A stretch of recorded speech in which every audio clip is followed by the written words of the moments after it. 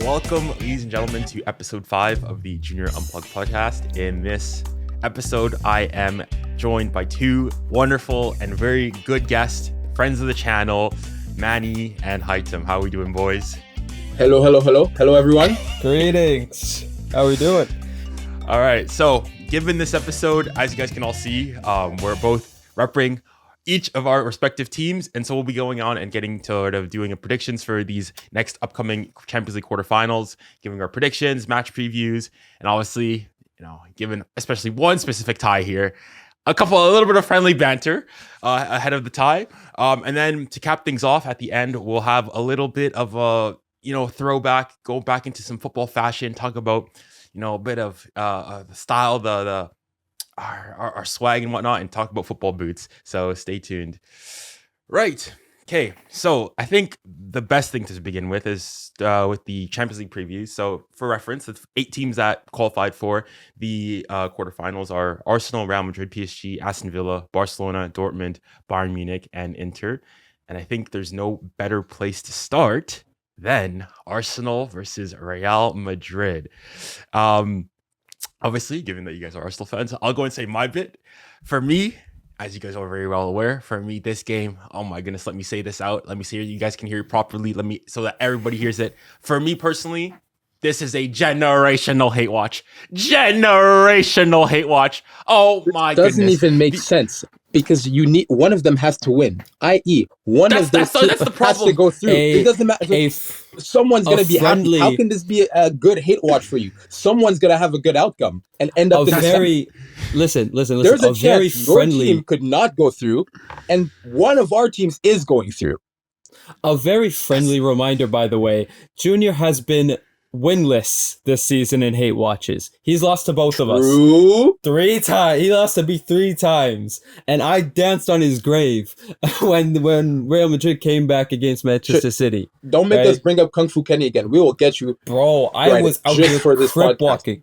I was an Arab man doing a 𝙎𝙊𝘾𝙄𝘼𝙇𝙎 in my living room because of how good Real Madrid was at that game, and he was just sitting there watching. We were all on FaceTime. This guy was literally just watching me and Manny getting jiggy with it while listening to Not Like Us. If you watch that live stream, I salute you. Real ones know. If you stayed long enough, real ones know.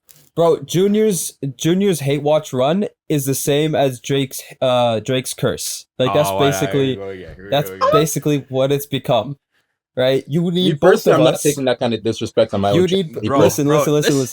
And if we draw in the first leg, and if we somehow make it to extra time or even penalties in the second, this proves my hypothesis that you are cursed for hate watching.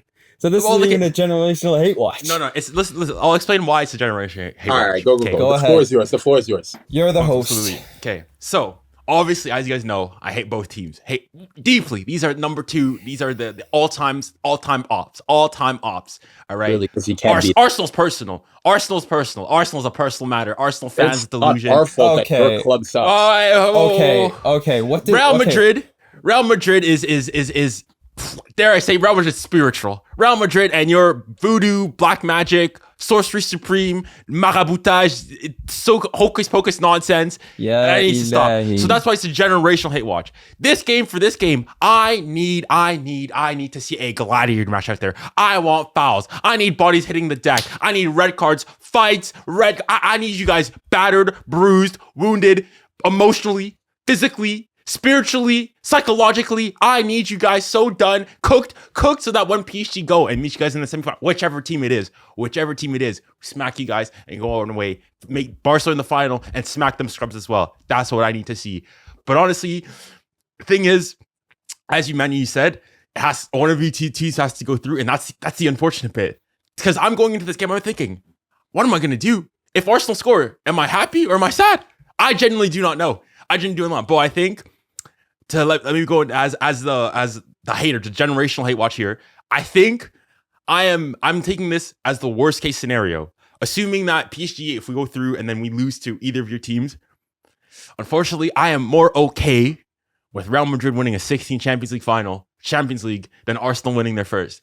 So if I want Real Madrid to go, I want Real Madrid to go through I want Arsenal to not make it through more than Real Madrid. I don't want Real Madrid to go through, but I want Arsenal to get knocked out more. That's how I'll put it. And that's what I have to go and say. All this mental you see the mental gymnastics he has to do? This is such mental gymnastics, you know what? bro. Delusion. This guy is so flamboyant. This guy has basically read a dictionary on everything negative and derogatory, on what he wants us to be done, on what basically he wants. Taken. All of this is purely based on his inability to beat said clubs. This is also, all of this hatred is based on Tottenham being useless. Yep. Him being a Messi, let me not say that, a Messi fan, therefore by extension a Barça fan, and just his hatred against Real Madrid for Real Madrid just being the UCL kings. This is also all this just because he's mad that he can't beat them. I don't understand. A grown man like you at your big age. Bro, I don't even understand why he hates on... Okay, we'll see what happens, isn't it? I don't even understand why he hates on my club when our remontada was so fair. Oh, wait, stop right there! Les gars, je vais commencer à péter le plomb. Je vais commencer à péter le plomb. No. This is what I mean. This is what I mean. Do this. Hold on. Let me hear the.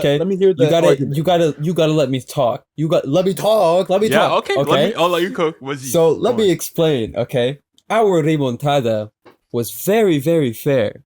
In comparison to Barca's remontada on PSG, you cannot tell me, you cannot look me in the eyes, and tell me that Barca's remontada against your club was 100% fair. Every single one of those goals was fair. Ours against Barca. No, Barca's against yours. Oh, listen, I'm saying both of them. This is what I'm saying. Anytime I have a Real Madrid fan and or Barca fan and get reffed, I say good. I say this is God doing this is divine justice. It's God regulating the universe. It's God doing a Thanos. Sergio Roberto put him in a pack, bro. So apparently when the referee misses one thing against for Real Madrid. No, hold on. When Real Madrid misses one thing for Real Madrid, when the ref misses one thing for Real Madrid, it's apparently like injustice. But when a referee misses 10 calls in a game, it's okay. But also I did my research. Okay, this isn't the first time that the double touch rule has been implemented. Riyad Mahrez in 2017, he scored a penalty against Manchester City in the Premier League. Didn't count because of a double touch. In the DFB Pokal, there was one team that actually got eliminated because his players scored, but it was a double touch. So don't talk to me about, oh, this rule is only for Real Madrid. This rule is fugazi. This rule has been in the game for a while, right? So like, I don't know. I don't understand why he just gets mad when it doesn't go his way. Because je te promets, if it was no. The other way around. You want receipts? Okay. If this had happened for PSG, you would not be in the same uproar. You would say the same thing. It's the right call. Does it suck for Alvarez? Of course, it's unfortunate, but it's still the right call. Hey, who said I have a problem with the Alvarez? For me, the Alvarez one, I think there's a double touch, even though you have to zoom in, using 50x zoom, and using a NASA satellite and whatnot. It's not a problem. That's not for me the Alvarez one is juju black magic. For me, that's the thing. That's what it is. C'est le maraboutage. You see what I'm talking about, man. That's what it is. It's juju black magic. How can it be no. You guys, every possible technology in that stadium confirmed a double touch. I'm not denying it. It's a double touch. It's a double touch. There can be. Tell Alvarez not to step so damn hard. Tell him to put his foot where you should. It's always something.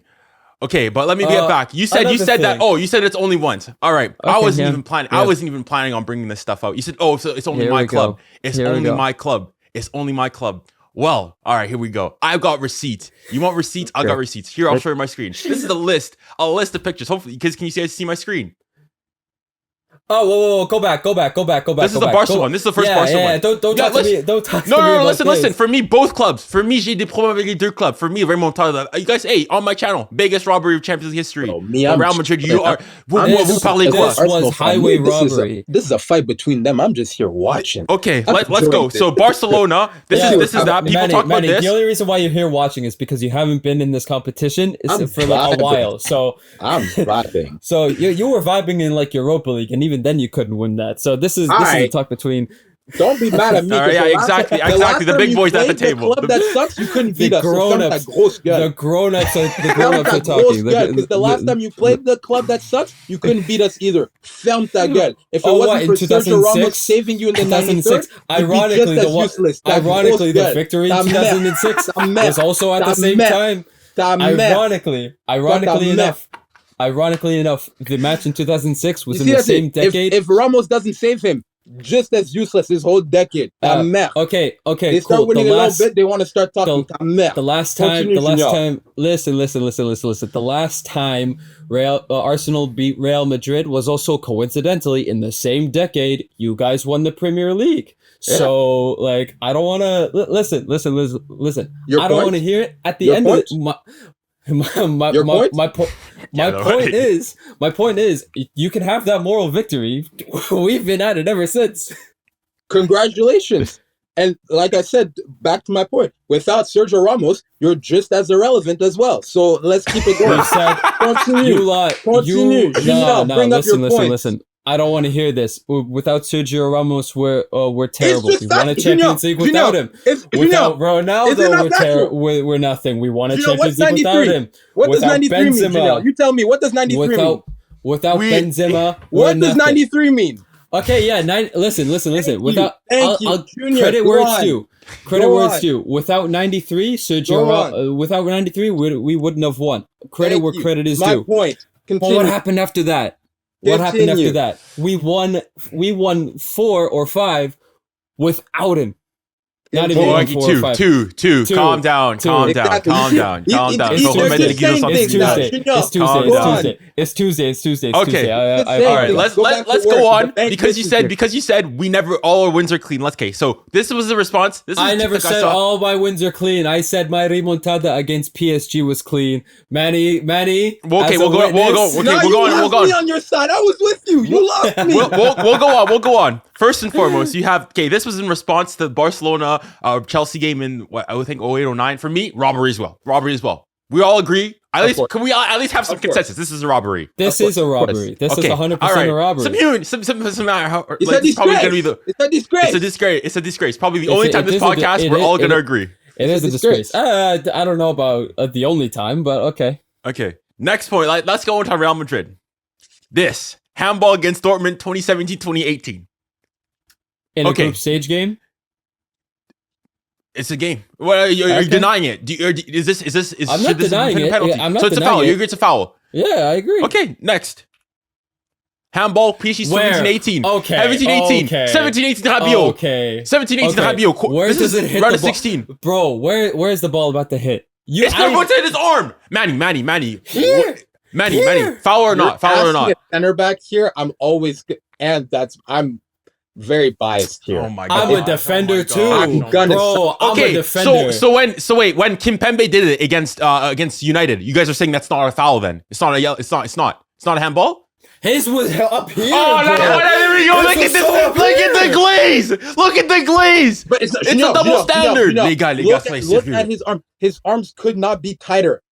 His arms literally the right arm. Be any tighter. His right arm here. Oh, Junior. Je suis désolé. That's that.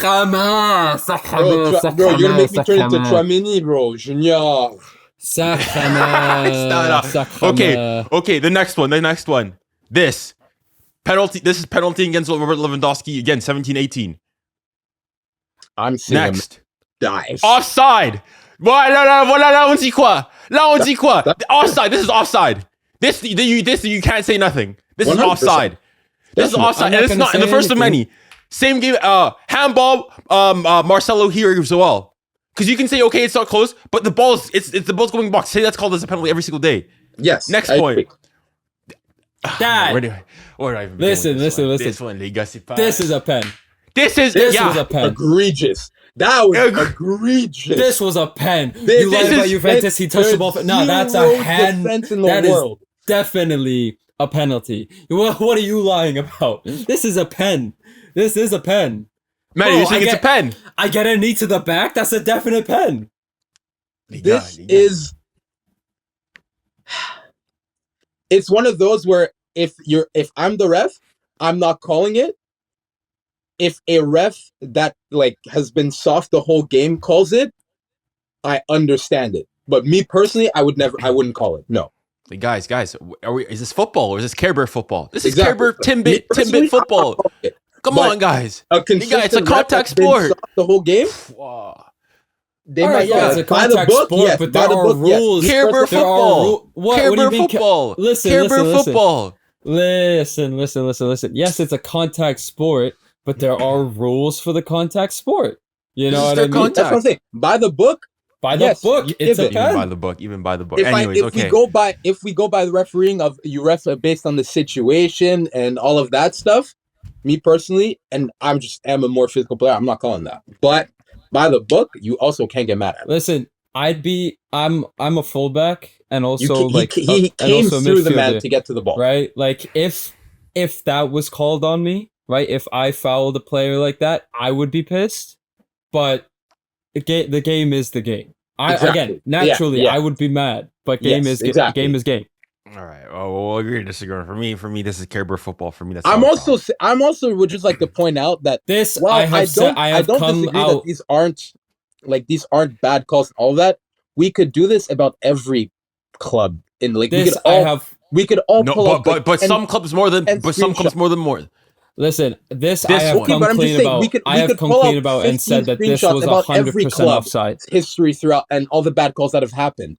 At the end of the day, while it sucks, it does even itself out because there have been lots of. No, it doesn't. What calls have gone against Real Madrid? La Liga, I won't receive. What calls have gone against Real Madrid? What calls has PSG had against us? The one case you can make is maybe last year Barcola, and even that, I think most people would say it's a foul. But if you want to go and say, oh, it's so on and so forth, that's the one call. Go and say. That's gone in favor of PSG's and maybe the Newcastle, the handball that we got in that Newcastle game, even though I thought we should have had penalties elsewhere. Those are the two moments that PSG have had going in our favor. So hold on. So you just admitted that in that one game, you had calls going both ways, that some you should have gotten and some that went against you. Proving my exact point that realistically, we could do this for every single club and pull out screenshots of all the mistakes that were missed. And the stuff that they did get given. And here's the thing, this isn't me saying, listen, this isn't me saying that all Real Madrid Champions League victories are clean or dirty or 100%. Friendly reminder. No clubs is. Very friendly reminder. That's what I'm saying. This was friendly reminder that, this was even before VAR for offside in general. The referee's human. Literally, that's my exact point. We can do this for every Okay, VAR. It's not done.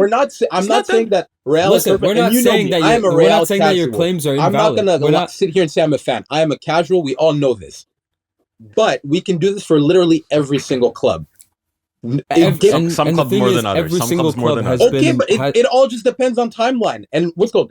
It can be in different competitions as well. If for every club, every game, this will happen because, as you said, refs are human. And as much as we want to try and make it perfect and add all this technology, there will always be mistakes going either way. Refs are going to get influenced by the crowds. They're going to get influenced by the big names that are on the pitch. Because at the end of the day, the refs are fans too.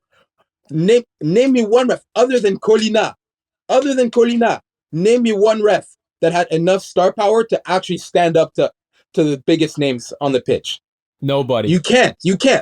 They don't make a ref like that anymore. Every single ref will always get slightly influenced, even if they don't want to. Subconsciously, they will all get influenced, and they will miss certain things. And these players are getting faster and faster, which is why we need this technology, because the errors are only going to get worse and worse. And we can do this for every club. And also, this isn't even to mention, right? Yes, these all look bad, but there's no point in sitting here dwelling on, like you said, things that realistically we didn't even have the technology to stop before. and we know it's just human error. And this is also like another thing, right?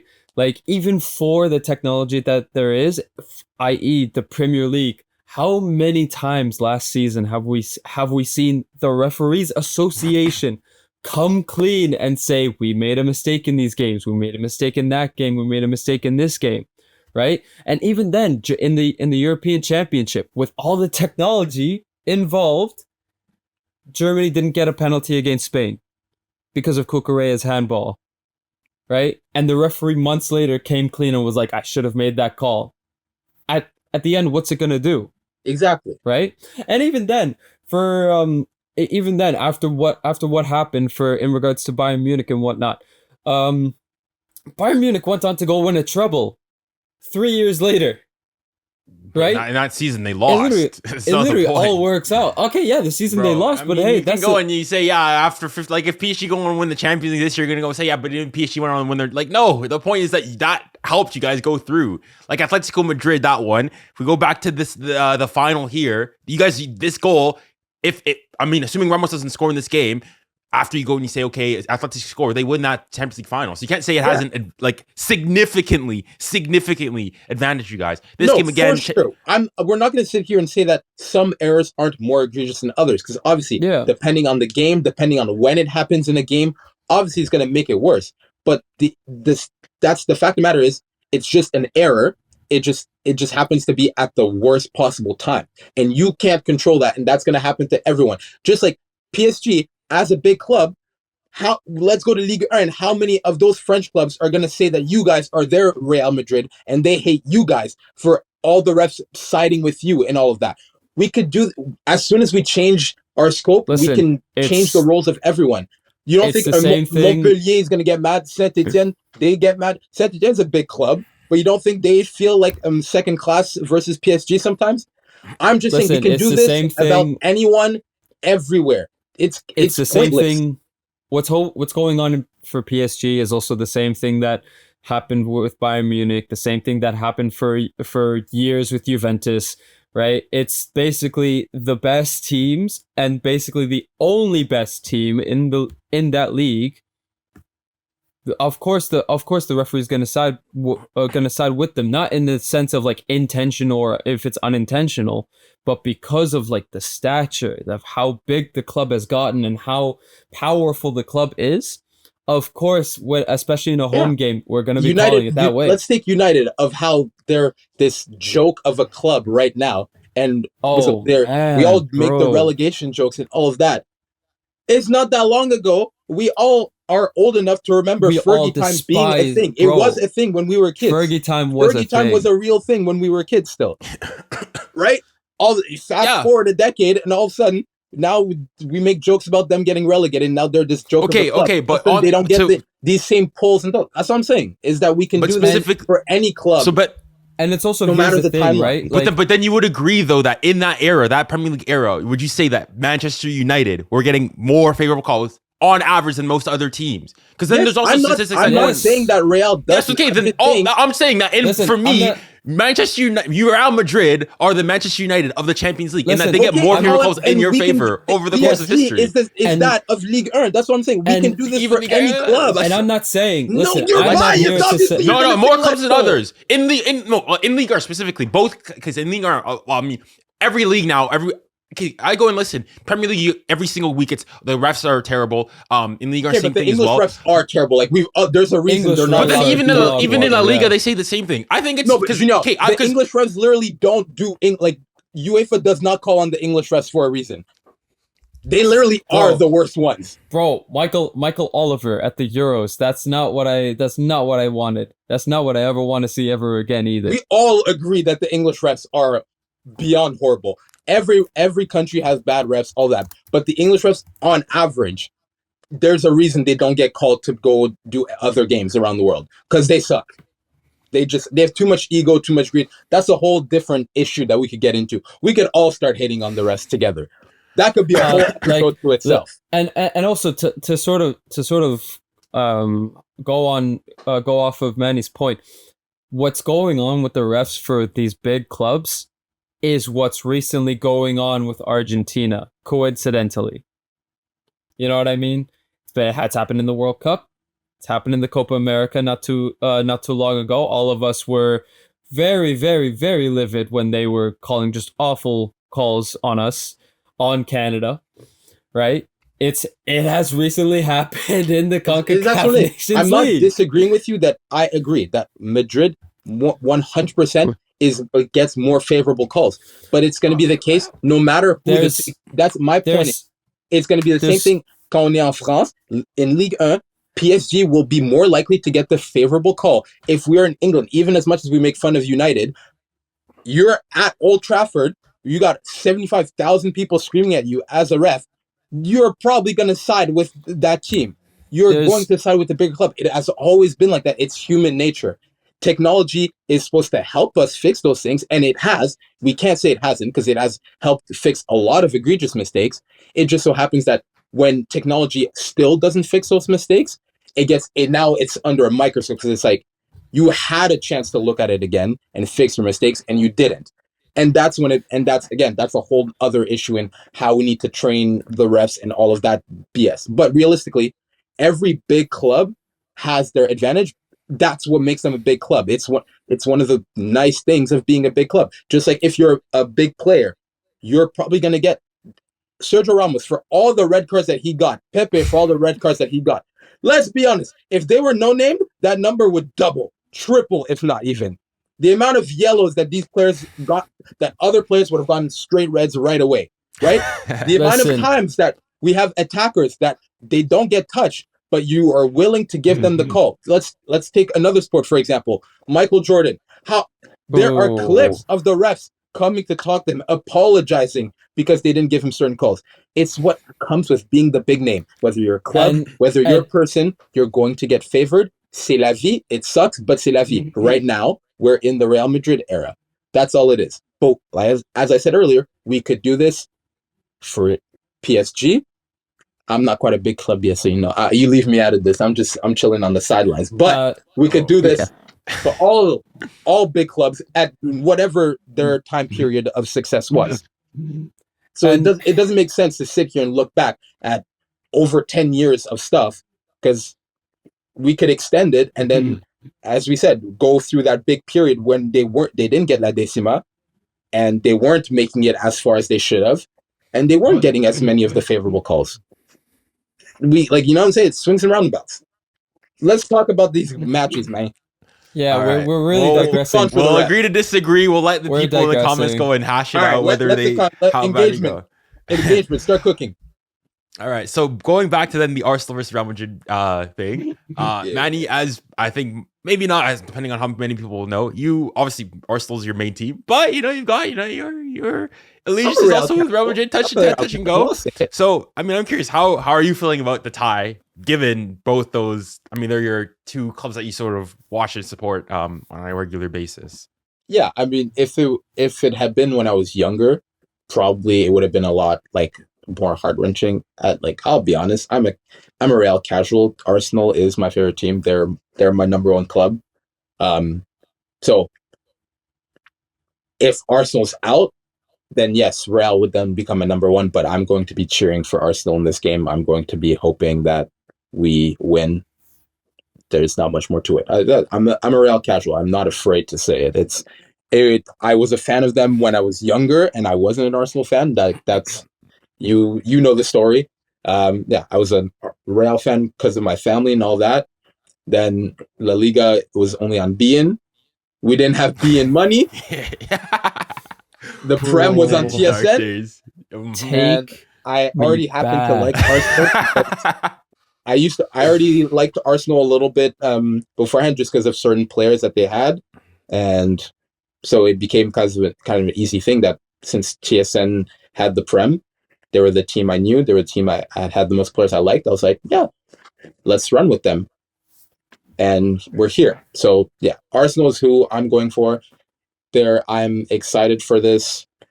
But yeah, it's not exactly heart-wrenching, or I'm not split down the middle or anything like that. If we lose, okay, I'll be hurt, but then I'll keep following and cheer for Real Madrid. If we win, even better. It is what it is. Yeah, man, pretty straightforward. Premier League on TSN for anybody listening outside of Canada, I'd like to remind you how goated Premier League on TSN was. Luke Wildman, Jason DeVos, and Kristen Jack. Oh, these KJ, three, Wildman. These three, bro, are England Sky Sports on a Sunday. So much. Bro, these three are goated in childhood and entrenched in history for Premier League on nostalgia TSN. For real, bro. It's nostalgia. This literally was not like anything like, oh, we have to share ESPN's coverage of La Liga. No, this was us. This was pre-game, waking up in the morning before Saturday morning. Bro, take me back to those. Golden days. Man. There's also Champions League. Was it? I mean, I oh think my on Sportsnet. On Sportsnet as well. On Sportsnet. Oh, dude. The only issue is that at least I know for me and Manny's Champions League, you could only catch like the last 10 minutes of the game. Oh, listen, I was the second to last stop. I was coming home basically at 4 p.m. I was that same person. I was that same person, bro. I would be at school. I couldn't watch the game. I would be like worried, scared of like of whether or not my team goes. And then I see the scoreboard like after I get home, and I just celebrate. I'm like, okay. I used to pray that kids weren't coming home with us, that their parents would pick them up, or that they went to like la garderie, le service de garde. I don't know how you say that shit in English. The daycare after school. The daycare after school program. I used to pray because I'm like, okay. If this person goes, we usually have to do a big loop. If they're not there, that's at least 10 minutes I'm saving. This person's gone. That's 3 kids that I have to wait for, and they have to cross the street. We can just keep going. We're missing 2 lights. Like, I used to do the kid, bro. Struggles. The struggle. Man. These men don't know. These men in Europe, man. Take me back. It's especially now that I'm here in Europe, it's so different realizing that, I mean, I go and it's 8 p.m. and I go and I finish the game. It's at 10, and over here it's like it's 4 p.m. And the only things they can hate on international fans as much as they want, but realistically, we are not the reason that everything is expensive. Blame your own owners, and most of the time, the international fans are going to be just as passionate as, say, the ultra section because of how much dedication we have to put into keeping up with you guys. Bro, the real casuals are the rich people that are there in Europe with you. Those are the people you gotta be mad at. But hey, man, I digress. Let's not get into international fan hatred. I truly let's steer back. I truly have not realized like how ridiculous it is for some people to like, because when the World Cup was in like Brazil and in Russia, like I didn't realize how ridiculous it was for other areas of the world for them to like wake up super early until Qatar 2022 and Australia for the Women's World Cup 2023. Yeah. Australia one was Australia one was a madness. Sleep, bro. Australia one was a madness. Listen, I actually was not sleeping, bro. Listen, the only reason why I follow women's soccer is because of Canada. That's the only, and also because of the US Hate Watch. It was glorious. There's always the US Hate Watch. Always the US Hate Watch. And I'd like to make it on record. This has no political vendetta against the United States. No. I'm sorry. Bring it up. I say it is political. Elbows up. Where's my thing? However, watching the United States lose every single game, not lose every single game, but get eliminated from the Women's World Cup is glorious. I will go on record and say I hate Megan Rapinoe with a burning passion. Okay, 100%. There are only 3, probably only 3 USA players that I like. Hope Solo for obvious reasons because she's also a baller. I just know he's about to Sydney. I do not like. Listen. For professional purposes, I will not say Sydney Leroux. Merci. However, Alex Morgan is up there. She's also a GOAT. And also, quick shout out, Abby Wambach. She's also a baller. That's fair. Wambach's a baller. That's respect. Right. That's respect. To keep my Canadian pride, I will say I hate Sydney Leroux, but it is not what I feel deep inside. But yes, a successful US Hate Watch always feels good. Always successful. Like, I mean, despite all the badges, so on and so forth, for me was the Nations League face off, the third place game for the Nations League recently, Canada and USA. I realized, listen, I may hate Arsenal, I may hate Real Madrid, but the original ops is any sporting wise, the United States is the original ops. Like for all of us, all of us, we are all united. I hate watching the United States. I'm not the host. I'm only like the casual here in comparison. All of us stayed up to watch the Four Nations face-off. And for those of you who don't know, it was an international small hockey tournament with the best players in the world. And let me tell you, for the whole week, we preyed on the USA's downfall. And we celebrated like as if, and I had to go to work the next day. So I was on a high for 24 hours after the game was done. I've not felt joy like that in time, bro. Yeah, yes, sir. Unnecessary amount of joy. For what? For a week-long tournament. For grown men representing their country. That aren't me. Like that's how prideful we are. And by we, I mean the three of us. We take this way too seriously. We 100%. Do not care. Wait, we are far too passionate about it. Like no one cares. No one needs to care this much, bro. Like, and initially, like if you've seen us like hate on one another, like you would think that we genuinely hate one another. We do so unnecessarily toxic. For 90 minutes. We hate one another.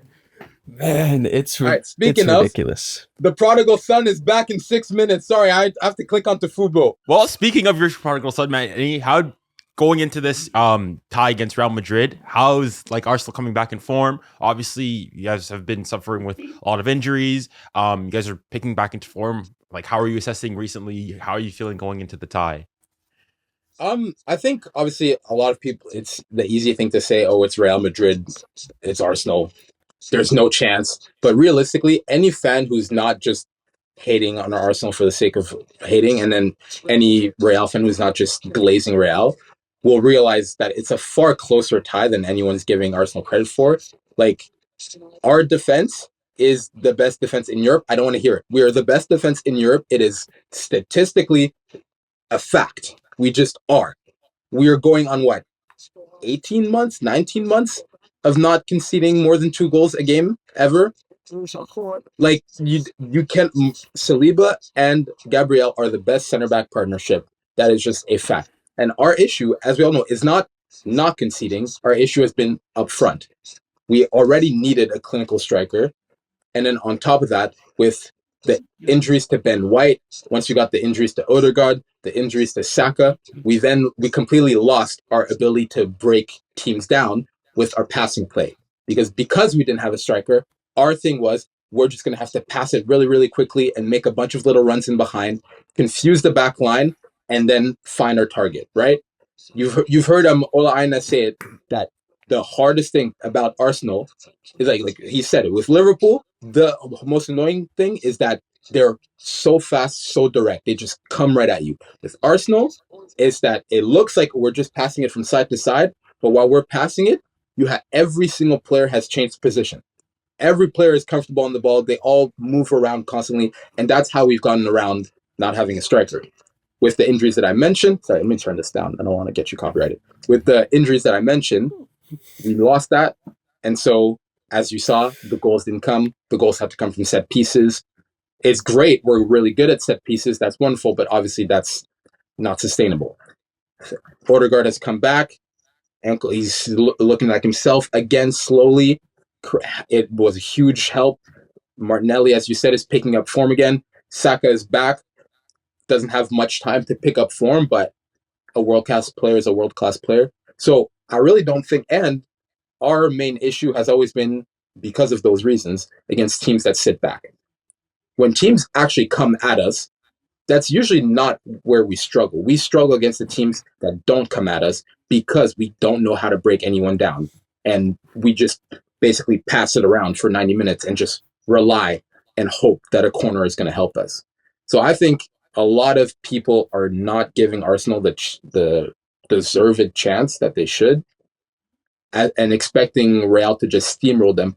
Real's attack, midfield, and defense is amazing. Let's not, at the end of the day, it's Real Madrid. Let's not, who are we kidding here? But their strength is their attack, but our biggest strength is our defense.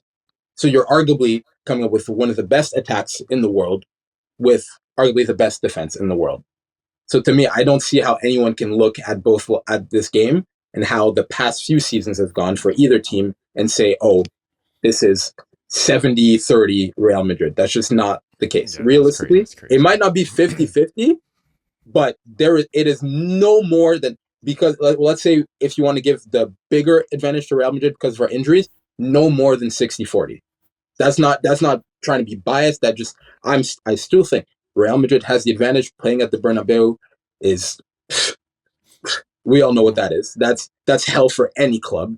I have had multiple heart attacks. Exactly, because of Champions League games at the But Bernabeu. These players, it'll be the 90th minute, and these guys are still joking with each other. They don't care. The confidence that they get playing at home is ridiculous. These players, they don't panic under pressure. All that. So the pressure is 100% on Arsenal, yes, but it's a lot closer than everyone is giving them credit for. And I think at the end of the day, it just shows exactly what we have been talking about, is that either people have to admit that Arsenal is a big club, and then they can get mad at them for underachieving, but you have to admit they're a big club, or you can't get mad at them for underachieving because they're not a big club. You can't have it both ways. People just want to hate for the sake of hating at this point. They're not just being objective, which is that Arsenal have now become very quickly, they're still a young side. They're not finished. They're not a finished product at all, but they have very quickly become one of the top teams in Europe. And if this core stays together, they will be in that conversation for the next few years. And you have to admit that. So I think it's gonna be a good game. It's gonna be two very hard legs. And no, you can't go into it. If Real goes into it thinking, oh, we're gonna run through them, they're in for a rude awakening. That's just yeah. I think Hytem would agree with me on that. I 100% agree. I'm not unless if I genuinely hate a club, PSG by the way, it's primarily the thing that I hate about Arsenal is that they slip at the time when they shouldn't. Yes. You know what I mean? Yeah. In 2022, 2023, that was probably the best Arsenal that I've seen since 2013-14. Now, the following season, I genuinely thought Declan Rice and Jurrien Timber were the final pieces of the puzzle. Now, Declan Rice is fantastic.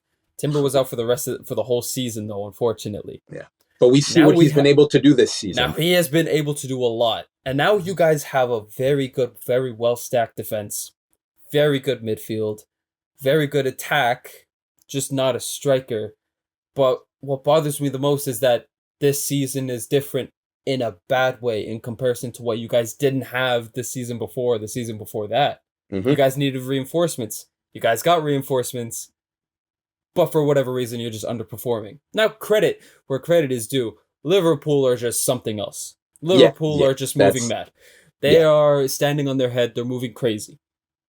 But to see Arsenal not necessarily live up to the standards of their seasons before, kind of it doesn't make me question anything. It's just sort of just a rough patch because everyone's now just everyone's playing, everyone's rotating. In regards to this Champions League game, I don't know what to expect. Now, for me, this club, and by this club I mean Real Madrid, has given me so many unpredictable moments.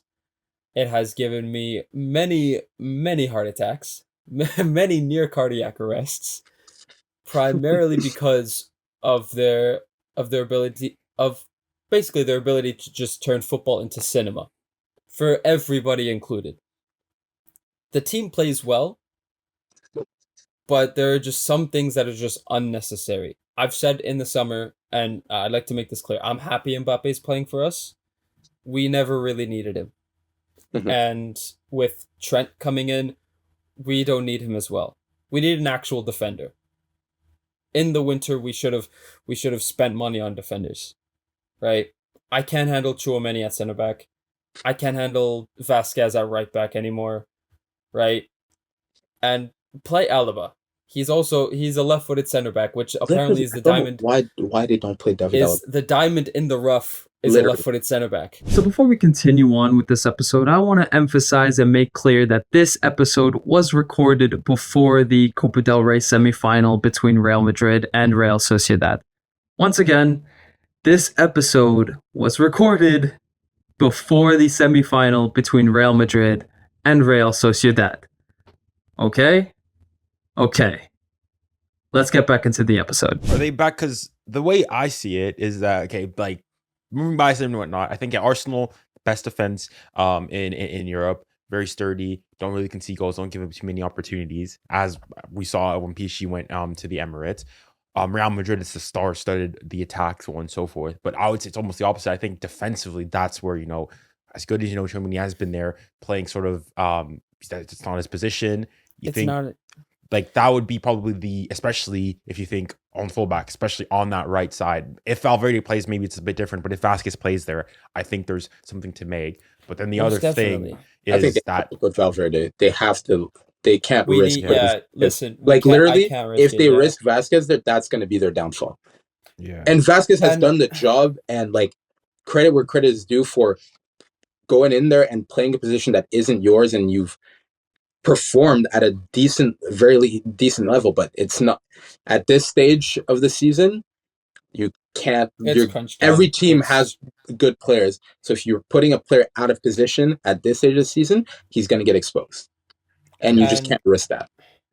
And like, because my team has the best attack, a star-studded attack, Manny's team has a very, very well-established defense. Now lies the question is, whoever wins the midfield battle is basically going to win the game.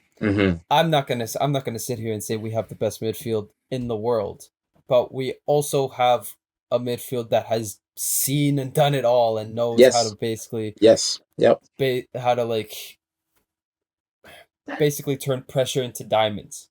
I think that's the biggest advantage that Real has, is like, we always talk about how they're this young team and all that, but they're young, but they're an experienced team. That's the thing that people forget. Like, Arsenal is a young team and they're an inexperienced team. This is what all these blunders that keep happening is, these players are learning how to win as they go, right? You guys is the complete opposite. You're all young players, but that have done it for so many years that, like I said, they know how to turn bad situations into good situations. They know how to get results. They know how to fight and stay focused and not let the crowd get to them until the 85th. They know how to not just start screaming at each other and get down when they concede a few goals. That's your biggest advantage, and I think that's the thing that people always forget, is how experienced those young players are. And I agree with you that that's going to be the difference. That despite us having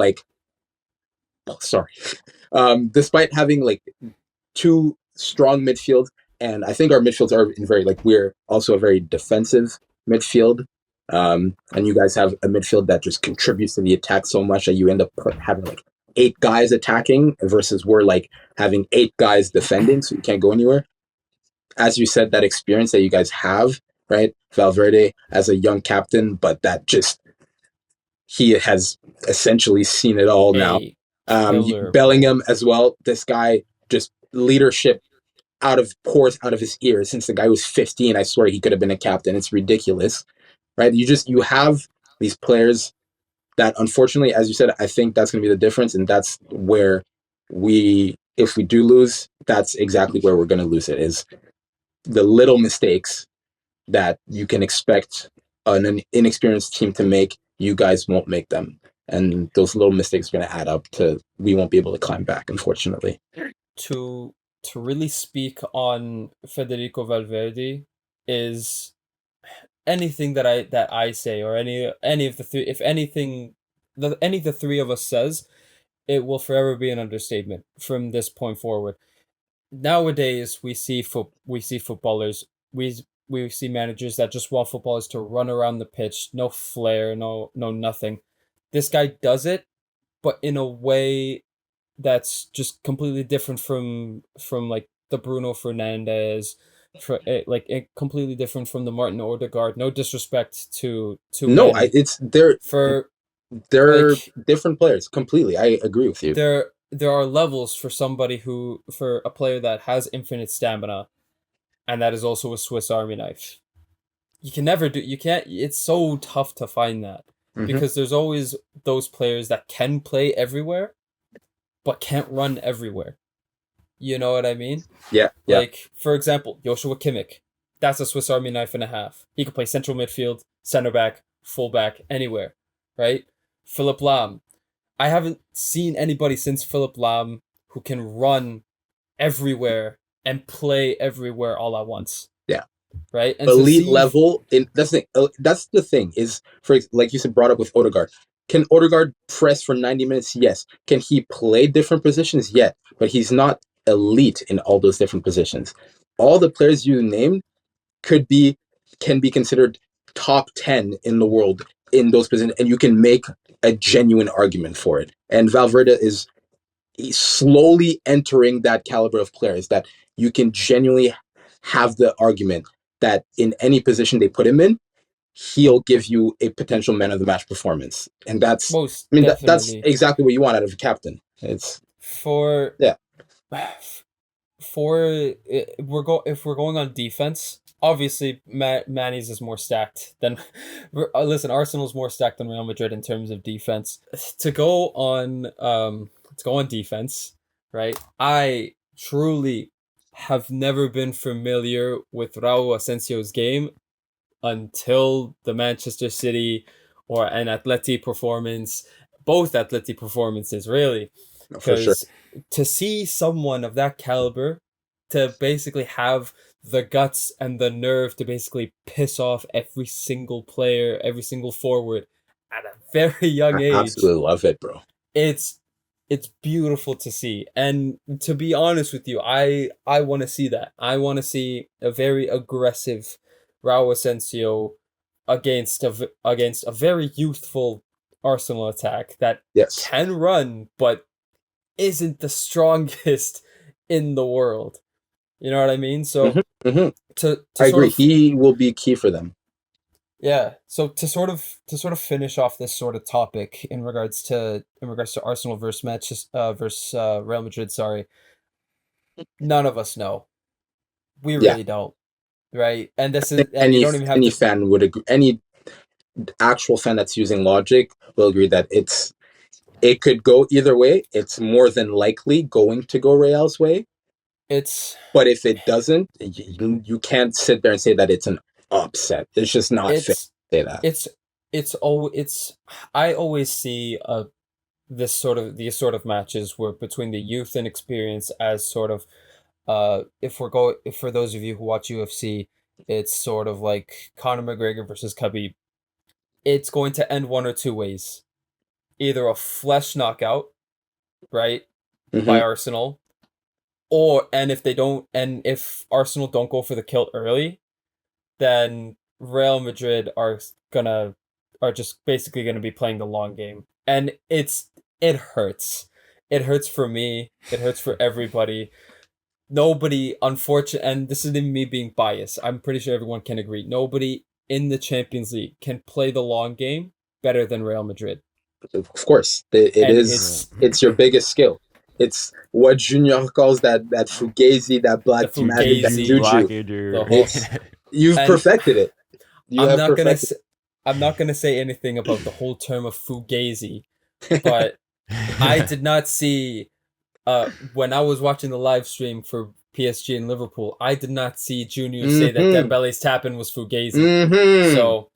So I'm just gonna leave it at that. I'm just gonna leave it at that. Credit where credit is due. Donnarumma is that guy, right?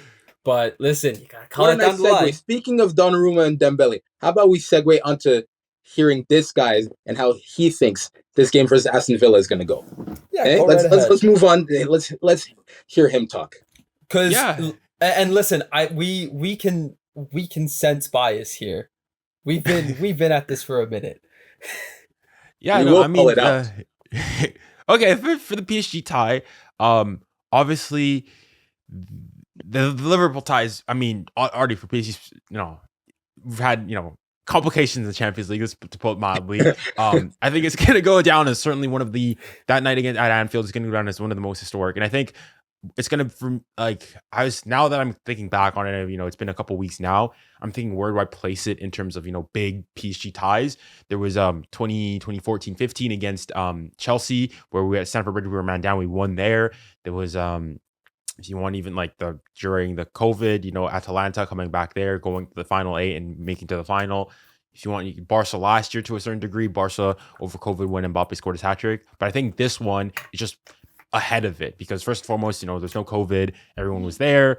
You can't go and say, even the Barca one last year, you could still make the argument, oh yeah, but the Araujo red card, changes the dynamics of that second leg, and do you guys win if he doesn't get it, so on and so forth. But this one, I think there's basically everywhere in the footballing world, there's consensus that over the 2 legs, even the Liverpool players themselves said it, PSG were the better team. And I think it really is a change in mentality this time around, where before, even aside of the whole Real Madrid 2021, that game, and I say the Robbie and so forth, but just speaking on it unbiasedly, I think one of the things, the difference between that PSG team and the one we currently had is, even let's say that Benzema goal that he scores, tied up and they equalize, so on and so forth.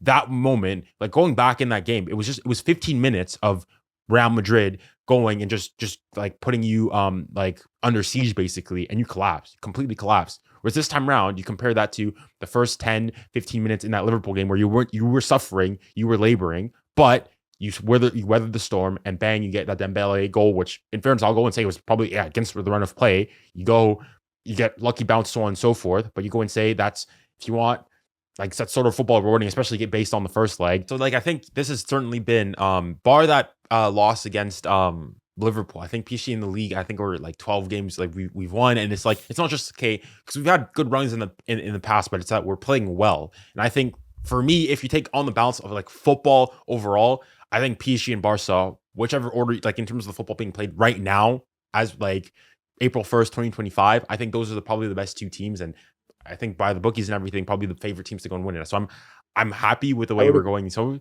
I would agree. Going and playing.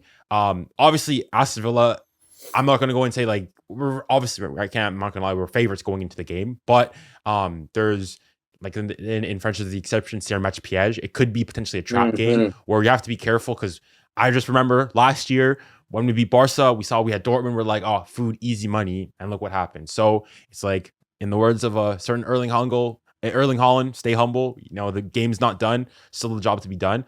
I still think we're favorites. Aston Villa, it's been a good run. They've been doing well. Just in the Premier League, they've not been, as hot as they once were before. We've had pretty good results in the Champions League, beating Bayern Munich, so on and so forth. But I just think that we've got just a bit too much quality and overall to be able to do it. And I think if we can go, and especially in that first leg, get the job done in Paris, I think we should be able to weather the storm and go through medium difficulty. So I see the tie. To be honest with you, I like this PSG team for the last decade or so, right? For the last decade, we've had PSG as a team that specifically relies on the best players in the world for no reason, right? When Messi, Neymar, and Mbappe were on the team, it was basically just it was basically just the leading act with the side act, with a bunch of side characters. You know what I mean? I found that team was just sort of unnecessary. But the fact that now they're playing as a team with no superstars, really, with Hakimi leading the team, with Donnarumma leading the team, Vitinha becoming a star midfielder, Barcola becoming a star, an amazing winger, Gonçalo Ramos bringing back that one game from Qatar 2022. Then you get Kvaratskhelia. It really, now this is a molded team that is very confident, and also has an experienced coach. That you can see the Luis Enrique influence. You can tell. You can see it. What he was trying to do, but at the end of the day, the names were too big for it. He's one of those coaches. He's like I guess, for a hockey, like a Tortorella, not in terms of attitude, but in terms of you can't have too many big names with him because he needs to have a bit of that discipline over you to implement his style, and he needs his players to buy in. I feel like PSG were stuck with this was Kiki's team, and then you had Messi and Neymar as well that were just Messi and Neymar, right? And then, as you said, it just turned into almost a Galacticos type thing, but you had all these big egos that were never going to conform to what they needed to do. It was more just, how can we blend our styles together, right? Versus now, you can see that this is a team of good players playing Lucho style instead. Yeah. And you can see, right, we've all seen how much he would get mad at Mbappe for not tracking back or not being the leader that he knew he could be, that Lucho was pushing him to be, because we knew what Lucho wanted out of this team. And we knew what players like Vitinha could do. We knew what players like 𝙈𝙾𝙗𝙗 could do. It was just a matter of time until they could do it. Bringing in Ousmane Dembélé, amazing signing, because it was a player that was of Kiki's caliber. Well, I'm saying that loosely, but you understand what I'm trying to say, of filling in that role of being the number one guy, but still humble enough to be able to want to bring the other guys in. And I'm not saying that Kiki isn't like that, because he has shown that he can do it. I just don't think that's his natural instinct. But I think Dembélé is a much more naturally quiet, humble guy, borderline special at times, if we're just going to go there, if you've heard him talk. Anyways, I think it's almost a team like that was perfect for him. And then as Hytem mentioned, bringing in 𝙈𝙗𝙗𝙗𝙗𝙗𝙗, that was not pronunciation. The guy with a K that's from Georgia. Bringing him in just strengthened that. Okay, it took a little bit of pressure off Dembélé for other teams to be like, damn, we have one more player to worry about. And them having the show on them allowed guys like Vitinha to kind of develop under the shadows and just blossom into the midfielder that we're seeing him become. Same thing with 𝙈𝙗𝙗𝙗. It allowed him to now become this winger that has a little bit less pressure, thus giving him a little bit more freedom to grow and try things and to really show what he can do. You have players like 𝙀𝙖𝘼 now, again, showing us when you take the pressure off of PSG and you don't turn it into a Galacticos team and you just let these Parisian players come in and just do what they can do and turn it into, like, it's checks play now. C'est du checks play. And I think that's what they've been lacking. It's exactly what PSG has been lacking. Because we all know L'Île-de-France, we all know, best region, what the amount of talent that comes out of that little region is outrageous. And yet PSG was never capitalizing on that. And I feel like that's what they've finally been able to do under Lucho. And as Junior alluded, I definitely think if we're looking at straight eye test, I don't see how you don't say that Barca and PSG have the best chances. Off of pure just ball and how they play when everyone is on their day. Yeah. It's nuts. They're playing outrageously, and it's just unfortunate that it took so many failed experiments for them to get there. But at the end of the day, they had gotten so close, even with their Galacticos era, that you can't fault them for trying it, because they got a silver medal out of it, right? Like, clearly it showed that it could work. But I feel like this, with having players as well that have a bit more of that French identity, that know how the style of France plays, that understand the magnitude that a club like PSG holds in France, but now as well in the world, like, and a coach that isn't afraid to scream at the big stars like he tried when he was benching Mbappe and things like that. A coach that isn't afraid to be a disciplinarian, and then players that don't have egos that are too big to not be able to take that coaching as well. I think all the recipe just fit well, and all the pieces came together to create this team that we have now. And man, if they can, it's another young team that if they can keep this score, man, it's gonna be scary. To wrap up, I guess, on the PSG, I do want to give some love to Villa though. I have to say kudos to Unai Emery, who For sure. That's one of the things that I'm slightly worried against is there's some storylines though. You think you've got Unai Emery coming back to PSG. You've got and we know that man is petty. We know that man is petty. Yeah, you've got Asensio. This man fears nothing. You've got Asensio playing against his parent club. You've got Marcus Rashford in that 2019. Let's not talk about 2019. We're so back. We're so back. We've got that year as well. So there's storylines there for Aston Villa, and there's certainly it's not obviously they're not. The game's not over. But I think if PSG go and take it seriously and at the peak of their powers, I don't see them being stopped. I'd go and say 65-35, and for me, that's how I'd go and say it. Obviously, it's not one and done, but I still think that PSG right now just have too much quality, and should do the job against. And they're in form on top of it. It's not just that's the thing. They have the skills that they're also, for example, like a Liverpool, they have the quality, but they're not in great form right now. But the quality is there, so you just never know when it's going to show up. PSG, they are firing on all cylinders.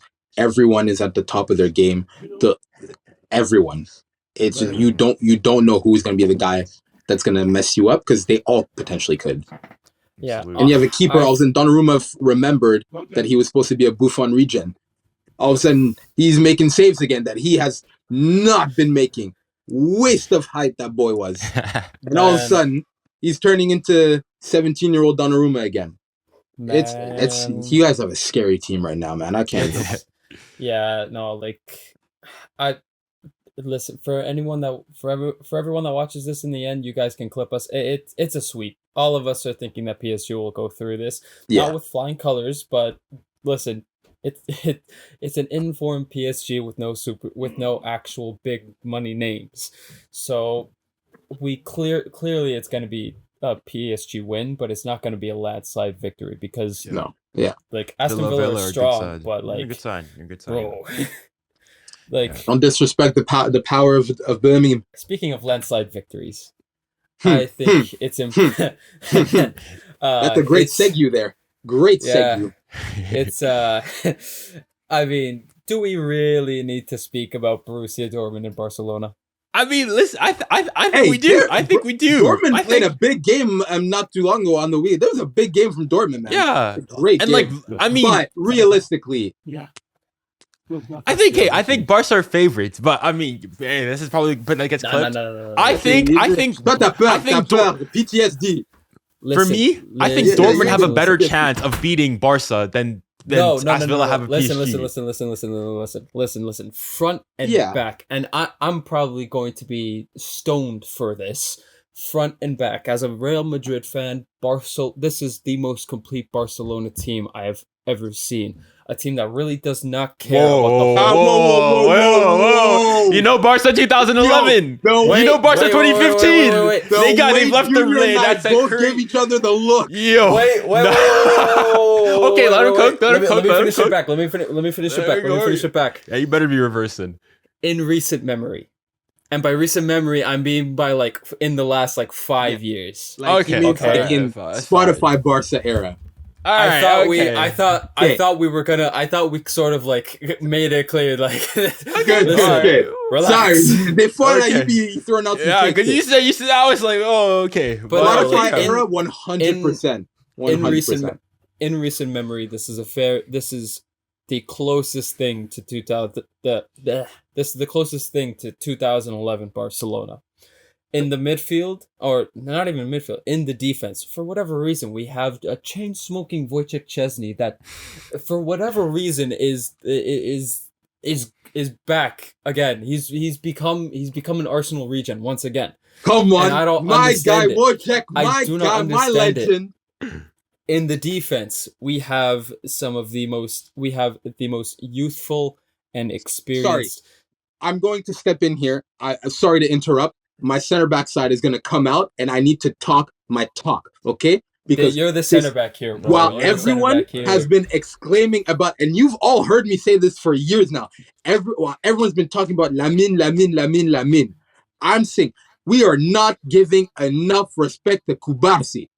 Do you understand that the oldest position on average on the pitch are your center backs for a reason? Yeah. It is not a position where you need crazy amounts of skills. If you have it, it'll just take you over the top. But that's not. It is a position that is all about what you have between the ears. If you have a guy like Puyol, small 5'10" center back, but was winning every single challenge just because he read the play. He was there every single time. A guy like Lisandro Martinez, 5'9", has no business being a world-class center back, but he's so smart. He knows how to read the play all the time, and he's aggressive, all of that. A teenager being your starting center back. Everyone's all, Lamine this, Lamine that. 𝙈𝙆 is a teenager being your starting center back, a captain level and arguably being back. your best, and arguably being your best defender, your best center back, as a 16, 17-year-old kid, and we just let that fly under the radar. And I get it, center back's not a flashy position. You're not supposed to get the limelight. All of that, I get all of that. But at a certain point, when do we just put respect onto his name? Like it's outrageous what he's doing, and you're not seeing it anywhere else in the world. Why do you think Asensio's rise is another one that is so shocking? It's not normal to have defenders this young. Why do you think it was such a big deal with Saliba, how great he was playing when he went to Marseille, and then why Arsenal wanted to sign him so bad? You shouldn't have defenders that young playing at this level, because it's a position about experience. You need to go through things. You need to see different attacks to learn what to look out for. You need to basically get beaten up a bunch of times for your brain to understand, oh, if a player moves here, there's only a few options that he can do. Okay, so now I know how I need to place myself. I know how to control my team. All that. These guys are doing it before they can drive, before they can drink. Like, we're not putting enough respect on this. I'm glad that 𝙈𝙆 is finally getting the respect that you guys have heard me give him for years. I'm just like, that boy, it is ridiculous the amount of confidence that he oozes in the older players. He lets everyone around him want to play better. He's so strong at the back, so good on the ball, a great vocal communicator. He's a quarterback on the field out there.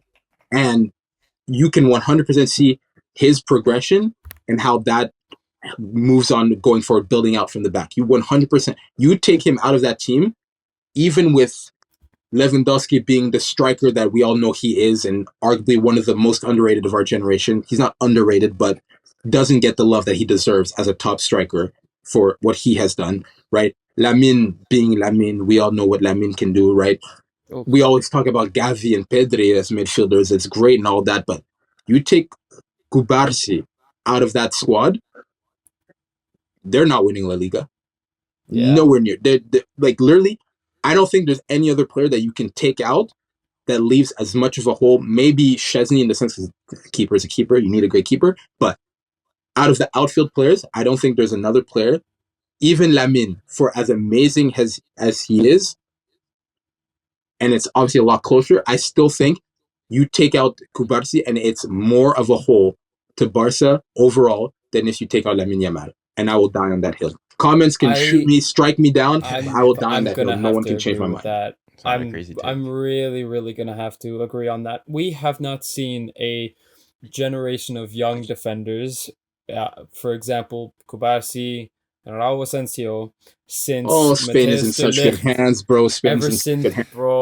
Ever since 2019, when Matthijs de Ligt was making Sergio Ramos look like a kid. Right. This has been, bro. And as a defender, it makes me happy to sort of see like that the young defenders are being like old fashioned, no nonsense. I'm just gonna get the ball, and if I don't get the ball, your legs are getting taken. You know what I mean?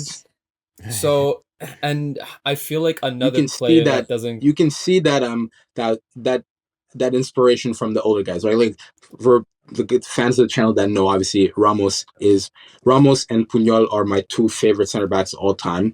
Ramos. Anyone that has played with me, it is very obvious that man is my inspiration. It's very, very clear. It took me a few years to understand where the line was. It took me, but you can, as you said, you can see with all these young defenders, and not just there, but around the world in other leagues, you can see them. They tried this whole system thing of basically having midfielders as defenders and center backs just so that they could play at the back. But at the end of the day, you need that no nonsense general at the back. And as you said, you can tell the Puyol influence, you can tell the Pepe influence, you can see the Ramos influence, and as the Asensios are coming up, the Kubarsi coming up. Oh, it's going to be a glorious generation for Brexit tackles. The Brexit credits are going to go crazy for the next 10 years. We're so back. Honestly, I feel like for this team, and we're really not going to talk about Barcelona too much because I feel like it'll just disrespect Dortmund to a certain degree. We know what they can do, but like to see the blend of youth and experience throughout the entire 11. We have Lewandowski at the front with Rafinha and Lamine Yamal, who, by the way, Rafinha is the scariest Brazilian that I've ever seen in recent memory since Neymar, since Ronaldinho, to wear a Barcelona jersey. That man, for whatever reason, put on a pair of Preds and has been cooking ever since.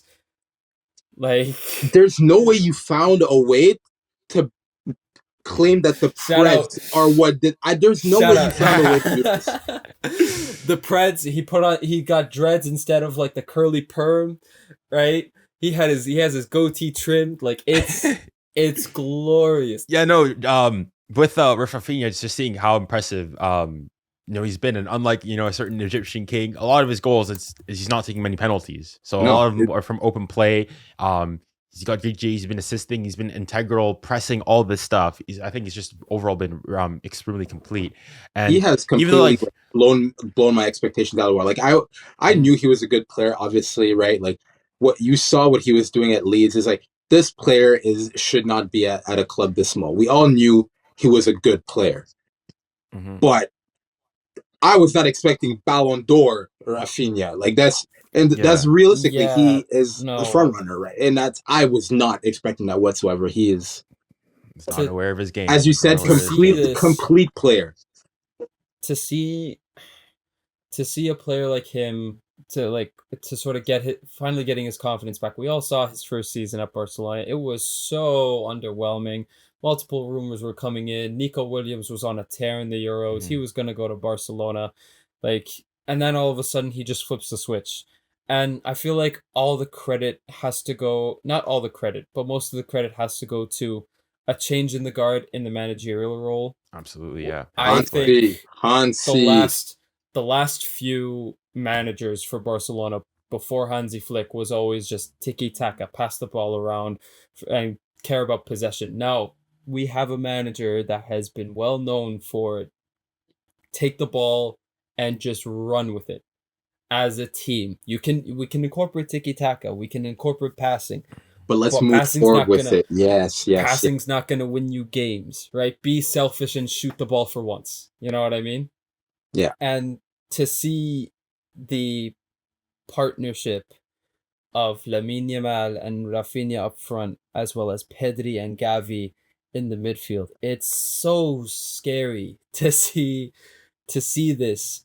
And as a Madrid fan, it was haunting for me to see this twice already this season. And like credit where credit is due, they were the better team for both occasions because they knew how to play together, and it's a young team that's hungry. It's a team that has it and will go after anybody else that has it. You know what I mean? Yeah. They already have everything that they need to succeed. It's just a matter of now keeping it consistent. Because if they were consistent, we would not be having a La Liga title race right now.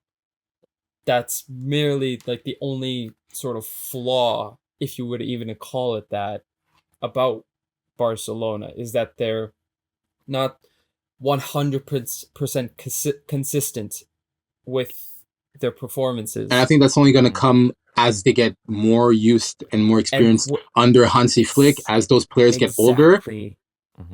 Just another one, like the youth revolution that you can clearly see that we're in between generations right now. In world football, you can see that we're in between generations, and it's so refreshing to see these new superstars coming up, making a name for themselves.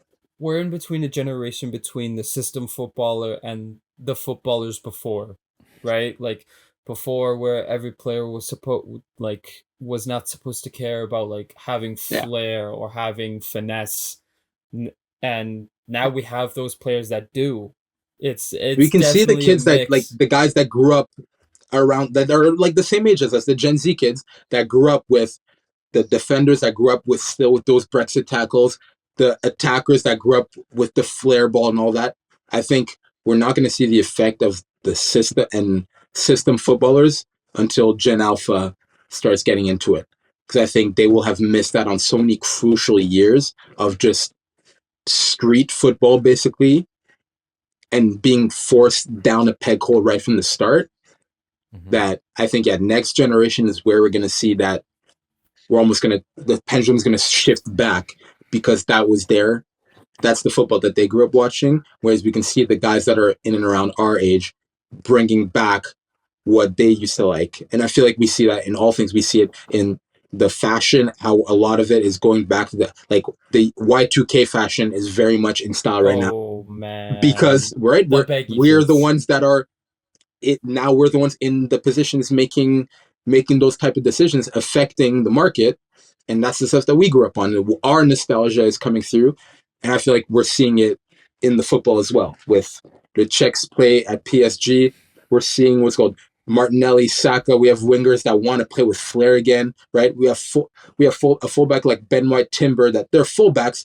They'll come at you, tackle you hard, but they're not trying to be midfielders. They know they're not midfielders. That's not their job. They are fullbacks. They will run down the line. They will overlap. They'll whip in great balls, but they're not playing in the midfield, right? You're seeing it at Real. You said Asensio. You have a guy like Bellingham, who a Swiss Army knife in the midfield, like that isn't afraid to be an actual 10 when he needs to be, but can drop back and play as an 8, right? Rodrigo, Vinny, the favela flair, like it's beautiful. Football is in great hands right now. It's nuts, man, and I'm so happy about it. So yeah, I mean, like clearly, it's no question. We're all predicting Barcelona is just gonna demolish. Yeah, I would say demolish, because the thing is, I don't think they'll demolish, because the thing you have to think of they're too much of a Dortmund's too well-established club. True, right? but you also have to think like they finished. They have a lot of players that also have this UCL experience. They won't roll over, despite them. No matter when they're having a bad season, they're too established in the last decade or so to not do well in the UCL when they need to. And also, like, playing in Wolfenstadion is nuts. That is no easy feat for anyone. It's no easy I challenge feat. Real to go in there and try to be Real. There's no rest. And the thing is, though, too, the second leg is back in Dortmund. So the first leg is going to be at the Montjuic, and the second leg is in Dortmund. So that could be very interesting. And I'm just, because the thing is, though, too, they've played each other before, and they played each other in Dortmund, and Barca won that game, but it was a lot tighter.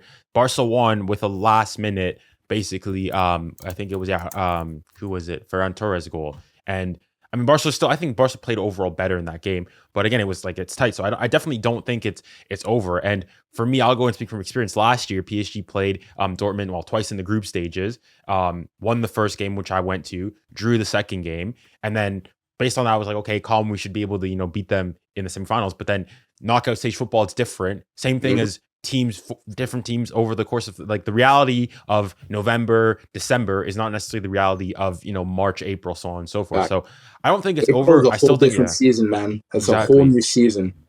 So yeah, I definitely still say that they're favorites going into the game. I'd say like probably similar to like a PSG, like 60, 65, 35. Still think Barca have more quality, too much offensive power for Dortmund to handle. And also on top of Dortmund's unpredictability, I think Barca will be able to do it. But I wouldn't completely write them off either. Yeah. I would agree with that. Okay, I think we should move on to our last game, which we all agreed is a match going to be the of a best, final. The best game of this round. This is going to be a slugfest. This really does remind me of many matches before, both club and country. Should we let our resident Serie A lover take it away? Absolutely. Italy, Germany, to Euro 2016. Right, this has the same sort of aura. Okay, Inter Milan versus Bayern Munich. Now, with everything that's been going on post-international break, with Bayern Munich suing our beloved country because we allegedly forced our golden boy to play. Big allegedly. I have to make that very clear. Allegedly. For this match, this is a well-established game. This is a well-established tie. It's a slugfest between giants because we have Bayern Munich. We all know Bayern Munich. And with the fact that they now have wingers that have flair, to see Bayern Munich again become like a giant after a relatively disappointing season last year is something phenomenal. To see Vincent Kompany sort of become a great coach again after one horrible stint at Burnley is sensational, right? This is one of those games where really it's just going to come down to mistakes. Now, for me, I'm a huge admirer of what's happening right now at Inter Milan, primarily because of two players that have just, in my opinion, have been one of the key players that have changed the game. One of them is Hakan Çalhanoğlu, who initially started off as an attacking midfielder, and then he became a defensive midfielder and just sort of controlled the entire middle of the field by himself, alongside Nicolo Barella, alongside Fratesi. And then in the wings, we have Dumfries and Federico Di Marco. And for me, right, I'm a huge admirer of what Federico Di Marco is becoming for Italy. Now, obviously, there's some opinion, he had a very disappointing European Championship. But after that, right, to see him shine for Inter Milan, he's scoring, he's assisting, he's defending. And on top of that, it's everything that I really wish Trent Alexander-Arnold and every other inverted fullback should be. Someone who can run up and down, someone who can make the play, someone who can score, someone who can defend, someone who's not afraid of going body for body on the ball. To see both teams still at this time become still really, really good and not being afraid of going forward. It's amazing. It really is amazing to see. And I have no idea what's going to happen. All I know what's going to happen is that it's going to be entertaining. Even if it's a 0-0 draw, there's probably going to be something that's going to happen. Because again, they're playing in the Allianz, and they're also playing in the legendary San Siro. The San Siro is I believe to everybody here, the San Siro is one of those stadiums where it's one of the greatest, if not the greatest stadium. I will say this happily, unequivocally, for sure, unequivocally. There's no question. San Siro is fantastic, especially when when Milan is playing. When it's either Milan or Inter, the atmosphere is ridiculous. The ultras are going to be on your case. I have no idea what to expect, but it's going to be such a fun match to see. So, aren't we not supposed to call the San Siro if it's Inter? Are we? I swear, Inter technically when it's their games, they call it something else. It's the same building. I don't want to hear this. It's the same stadium, right? It's the same. Giuseppe Mazza or Miazza, something like that. Yeah, the Giuseppe Mazza. Yeah, because the second leg is at the Giuseppe Mazza San Siro. The first leg is at the Allianz. Definitely seems like to be a really good tie. I think though that for Bayern losing Fonzie is pretty big, is pretty huge. I think if not, I'm mistaken. I think Inter like conceded. I mean, I think going into like last two matches, they'd only conceded 2 goals in the entire like group phase of the Champions League. So like we're talking about how Arsenal are really good defensively. Inter is also like they're right up there as being extremely solid defensively with that, especially with that Italian mindset, etc., so on and so forth. So I think it's certainly an interesting battle, especially also you think of Inter with if I'm not mistaken, it's why am I blanking on the manager's name right now? Inzaghi. There you go. Inzaghi. How he likes to rotate to his squad, even with Lautaro having another excellent season as well. But he's had him getting into the lineup. He's had Taremi get in, Thuram as well. Arnautovic, I think, also has been getting games in. So and they've been rotating. Let's not forget Thuram. Thuram's been absolutely excellent for them. So it's I think, for me, this tie, it's genuinely 50-50, really could not tell you who I genuinely think is going to go through. I think that Fonzie injury, I think I'll probably, just because of that, I would say it's going to be Inter. I agree. I would have gone ahead of it. I was going Bayern. That could be slight bias. I'm a big fan of company style. I think Bayern has implemented it very well. I think at Burnley, he was just unfortunate that the style was there. He just didn't have the players that had the quality to do it. Because in the Championship, it worked. It worked fine. No one said anything. He got to the Prem, and all of a sudden it was an issue. It's just the players were not good enough to do it. And maybe to a fault, the manager didn't try to change it up. He's at a club with players that can have that quality and can implement his style. So I, as much as Inter, as you said, is known for their defense and their back line is fantastic. As a defender, I like it. Oh, it's beautiful to watch. I did think that the attacking prowess of Bayern and their ability to go from back to front so quickly, just coming at you down your throat, was going to be too much. But without fullback that can do that for you, I struggle to. I think that will be the deciding factor, and I think that will take off just enough pressure for Inter to just be the wall that they can be. And I don't know if Bayern will be able to break that down over 2 legs. I mean, to be quite honest with you, it's not like they don't have an incompetent substitute for Fonzie. Like Rafael Guerreiro has done bits. He can play in midfield. He can play in the one thing I just realized, right, is that the main difference maker, I believe, is going to be the 𝙈𝙗𝙗𝙗, Thomas Müller. That man, for whatever reason, just keeps aging like fine wine. And this is a call out for front three, DSK, Ali, whoever, Juwan, Elliot, all of you that have been hating on Thomas Müller, it's unnecessary. Thomas Müller is one of the greatest playmakers that we have seen in this generation. That there's a reason he's still playing. There's a reason he's still earning this money.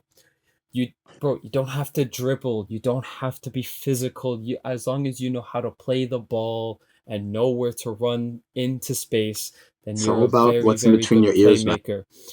And to also make a call at the DSK, Upamecano was injured and he's not a better defender than Sergio Ramos. I don't want to hear it. Thank you. Right? Thank you. Upamecano. We're not even going to bring that up because we don't need to address stupidity.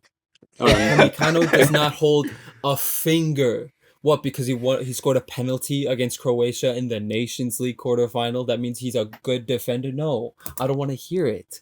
I do not want to hear this buffoonery, this blasphemy. Hey, respect Upa Maguire. It's respect Upa Maguire. He's a good defender. He's a good defender. I don't want heresy. But I don't want anyone using defenders scoring goals as an argument against. In Arabic, against. Come on. Especially, against Ramos. Listen. In Arabic commentary, after one horrible game for Bayern Munich against Manchester City, in Arabic commentary, we refer to Upamecano as Opo Maguire.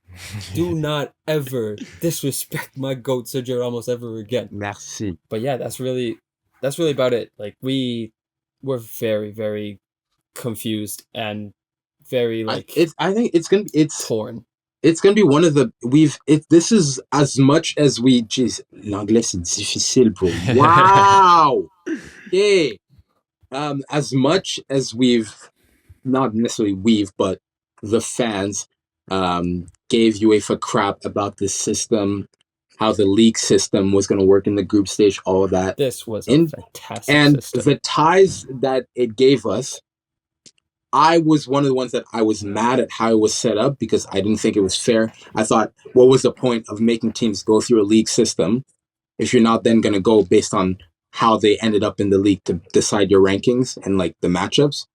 You should have just gone best team gets the worst team, like do it normal tournament bracket style. Like if you wanted to set up a league, what's the point of them letting it go to draw? But in the end, it has resulted in ties that realistically shouldn't be happening this early or shouldn't have happened in the round of 16, but it has made for extremely entertaining football. We had a tie that two teams that could have been a final in Liverpool and PSG facing up in the round of 16. That's kind of outrageous, but it has created a much more balanced tournament. It has caused great storylines, and I think it also speaks to the fact that the European football around the world seems to be equalizing. I think amongst the top clubs, top players are spreading out, right? Top players aren't afraid to go out of their league. Like for a lot of English players, that's the harp that we often give them is they don't go and do it in other leagues. They don't try to go play in other leagues as well. And we're seeing a lot more English players trying to go out in other leagues. We're seeing a lot of different French players. We're seeing smaller nations. You have a Georgian that is at the top of his game, right? We're seeing different ages coming through. Like we're just seeing this equalizer factor that's happening around the world. I'm not quite sure why. Maybe I'm just misremembering, right? Maybe it happens that I was younger and was not aware as much. But it seems to me like with this intermixing of managers, this intermixing of styles, all of it has created this globalization in football that is now being seen in our club competitions. We're seeing a club like Villa coming back to new heights, right? A club like Arsenal that is coming back, PSG going away from Galacticos, right? We saw the storylines with Lens, and we saw the storylines of, you know what I'm saying? Like all these different smaller clubs coming back to the forefront, and then the big guys doing what they do, not disrespecting these small guys, the big guys understanding like, no, we need to take these clubs seriously. You're seeing a Forest in England going back to 80s Forest, right? Like everywhere there seems to be this money is being spread out, players are being spread out, styles are being spread out, coaches are being spread out. And I think it's only creating the product that we have now of a quarterfinal that is one of the best that I can remember in the last few years. Without a doubt, for me, it's not even a question. So it's gonna be a great rest of the tournament for me personally. I think I can't wait.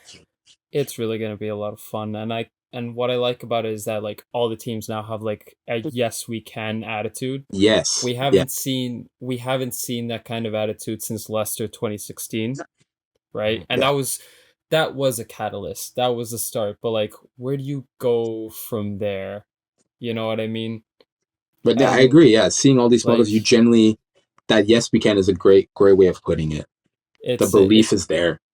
It's very nice to see all of this, and like the beauty about it is that like I think I could speak for all of us when I say that we were proven wrong with the new format.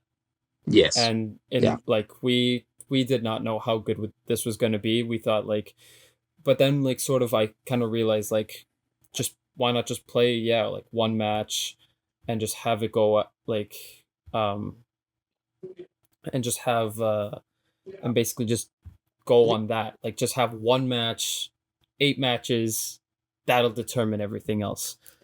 So yeah, in regards to how this is panned out, the only thing that you can really say in regards to like who's the underdog really is just Dortmund and Aston Villa, but that's just merely in terms of how many names they have. They are very, very, very good teams. So there's no Cinderella story here. There generally isn't. That's yeah, like everyone generally has a fighting chance. And that's we have not been able to say that for a long time. Absolutely. So I guess to wrap up then our predictions then. So we can go through them each tie. So we said for PSG. Let's go on aggregate. Let's do our scores on aggregate. Oh boy, that's gonna be tough. All right, tough. Okay, yeah. All right, okay. So PSG Villa. What are you guys saying aggregate? I'll say cheeky 5-2 on aggregate over the two legs for PSG. I'm gonna say 4-2. 4-2 or 4-1. I'm thinking 3-1. Right. 3-1. Obviously, nice. I think we're all in agreement that it's PSG. Has the advantage on that. Yeah. All right. Real Madrid Arsenal. Real Madrid Arsenal. I have no idea. I'm gonna go ahead because literally every single time we face an English club, it's just gonna be some ridiculous. I'm just gonna go ahead and say like 4-3 or 5-3 Real Madrid. This game, I think it's gonna be a 1-goal game. I think unless Arsenal win for me by 2 at the Emirates, and even then, I think Real Madrid's still in it. I think for me, it's the similar thing as I said during the Atleti tie. I said if Atleti didn't or not Atleti, Man City, if they couldn't manage to win at home, and I would say win by like 2, the tie's over. Because for me, second leg at the Bernabeu, you're not beating Madrid, and even the fact, especially Man City in that game, they have to go and get a result in Madrid. I just think that it's impossible that they can do so. So I think Arsenal, unless they go and win, they can do it. But I think it's gonna be tight. I'll say, is it gonna be high scoring though? Because Arsenal don't concede many. I think it's gonna be tight. I'm gonna say 3-2 on aggregate. 3-2 to Real Madrid. 3-2 on aggregate. Yeah. 3-2 on aggregate. I think it's really close. This game could potentially go to extra time. Definitely could see that going to extra time. I think it's gonna be a really tight game. It's gonna be tough, honestly, but I'm excited for it.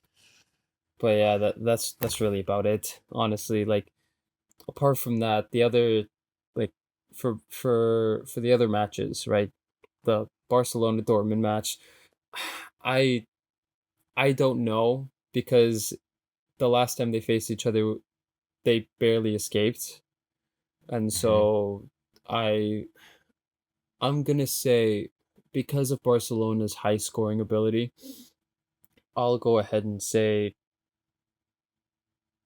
maybe 6-2 or 6-3 Barcelona. That's what I was. That's my prediction was 6-6, 6-2, 6-3. Yeah, I think they're different. It's gonna be a shootout. I don't think both teams are. I mean, even though our supposed to have been better defensively, again that high line. Even though I thought there's issues with it, you have to say it's worked pretty fine. I think they obviously still suffer a lot of chances, but they outscore their opponent. I think this game's gonna be a shootout. Who can outscore the other team more, rather than a defensive masterclass from both teams. So yeah, I'd say 6-2, 6-3 is a sensible scoreline. And then for Inter and Bayern, I'm not gonna say anything because not at all. I don't know. I really don't know, dude. Honestly, because Bayern can turn it up, but so can Inter, and it's basically, I really, really don't know what to expect from them. I really don't. Dang, I think just for me, that because before the Fonzie and Drive said 50-50, I say this game's going to penalties, and then on penalties anybody can win it. But now, on sort of reflection, I just think it's gonna have to be between. I think Inter go and do it. And I say it's going to be tight. Maybe it's going to be 1 goal, but I think 3-2 to Inter. I think they go through. Lautaro Martinez second leg, especially it's at the San Siro, so on and so forth. I think things have been set up to where I just think, and Inter also, they've been in good form. You have to also remember, like Bayern this year, smacked by Barça, lost to Villa as well. Whereas Inter, they've had much more of a constant. Haven't been smacking teams, yes, but haven't been conceding elsewhere. I think they've been a much more consistent. I think they're a better, much more oiled machine overall as a collective. So I've got Inter going through 3-2 on aggregate. Yeah, that I kind of agree on. All right.